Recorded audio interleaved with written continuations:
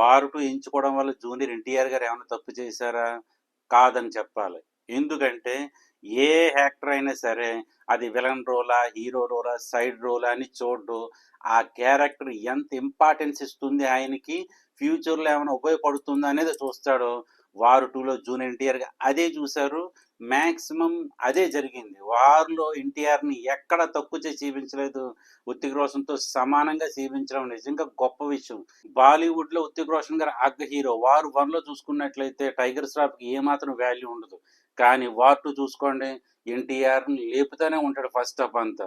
So, అటువంటి character పడడం ఎన్టీఆర్ గారి అదృష్టం. దానివల్ల బాలీవుడ్‌కి అంతటికి పరిచయం అయిపోయారు ఇప్పుడు ఎన్టీఆర్ గారు. సో, నెక్స్ట్ రాబోయే సినిమా జూనియర్ ఎన్టీఆర్ గారికి డెఫినెట్‌లీ యూజ్ అవుతుంది. కాకపోతే ఏంటంటే ఇది బ్లాక్ బస్టర్ అవ్వలేదు. స్టోరీలో దమ్ము లేకపోవడం వల్ల ఈ ఫ్రాంచైజీకి దెబ్బ పడింది. వీళ్ళేమనుకున్నారంటే హాలీవుడ్ తరహాలోనే సినిమా చేసేస్తే యాక్షన్ మూవీస్ సరిపోతుందనుకున్నారు కానీ ఇది ఇండియా.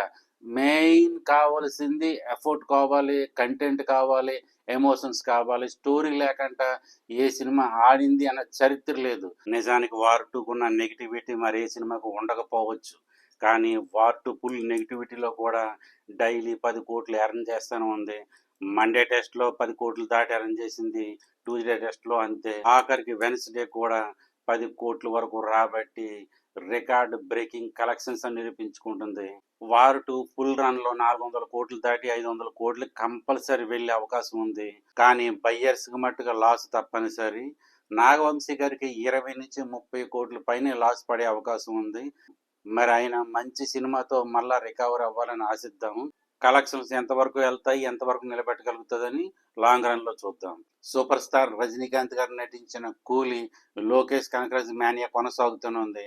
ఇప్పటికీ కూడా వార్ 2తో పోటీ పడి సేమ్ కలెక్షన్స్ డైలీ 10 కోట్ల వరకు హోల్డ్ చేయగలుగుతుంది 'కూలీ' అంటే అది లోకేష్ కనకరాజు మార్క్ అని చెప్పాలి.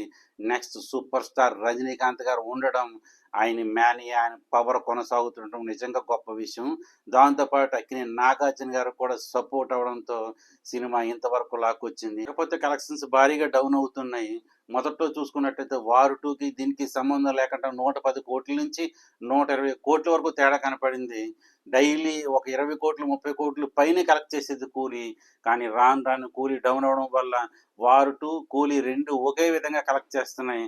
రాబోయే రోజుల్లో వార్ 2 కన్నా 'కూలీ' డౌన్ అవుతుందని చెప్పొచ్చు. కానీ మద్రాస్ తమిళనాడులో మట్టుగా 'కూలీ' కంపల్సరీ హోల్డ్‌ని కొనసాగిస్తది. బాలీవుడ్‌లో వార్ 2కి లాంగ్ రన్ ఉంటది. ఎందుకంటే అది బాలీవుడ్ సినిమా.